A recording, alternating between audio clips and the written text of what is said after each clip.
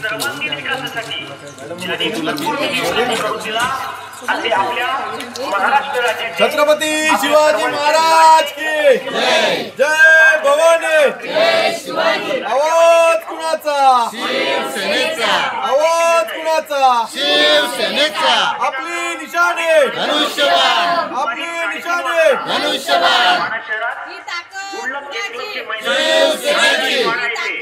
आपल्या सर्वांच्या नगर पंचायतच्या निवडणुकीमध्ये आता खऱ्या अर्थाने आजपासून म्हणजे सुरुवात झालेली असं म्हणायला हरकत नाही आणि आपल्या पक्षाकडून प्रचाराचा नारळ देखील फोडण्यात आलेला आहे। आम्ही सर्वच निवडणुका ज्या होत आहेत आमदारकीच्या प्रत्येक निवडणुकीला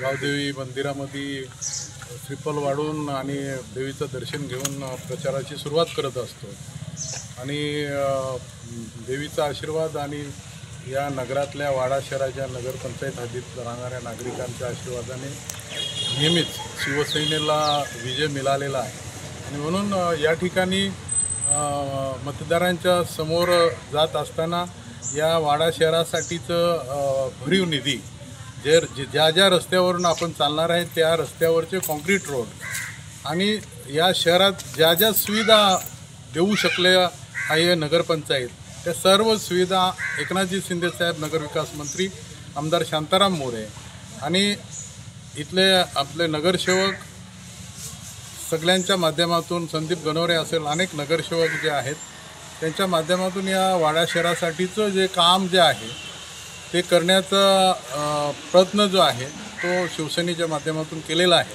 आणि म्हणून पुढे अजून या शहरामध्ये खूप अजून वेगवेगळ्या विकासाची कामं जी आहेत ती करण्यासाठी वाडा शहरातल्या मतदार बंधू भगिनींना मी विनंती करतो तर त्यांनी 5 वर्षाची पुन्हा एकदा संधी द्यावा आणि वाडा शहराचं जो काय केलेला विकास आहे त्या विकासाच्या याच्यामध्ये अजून चांगले प्रकल्प जे आहेत या शहरासाठीचं ते करण्याची शिवसेनेच्या माध्यमातून एकनाथजी शिंदेसाहेब यांच्या माध्यमातून आमदार शांताराम मोरे आणि या शहराच्या नगराध्यक्ष आणि नगरसेवकांच्या माध्यमातून या शहरवासियांचं स्वप्न साकार करण्यासाठी संधी द्यावा आशीर्वाद द्यावा ही विनंती।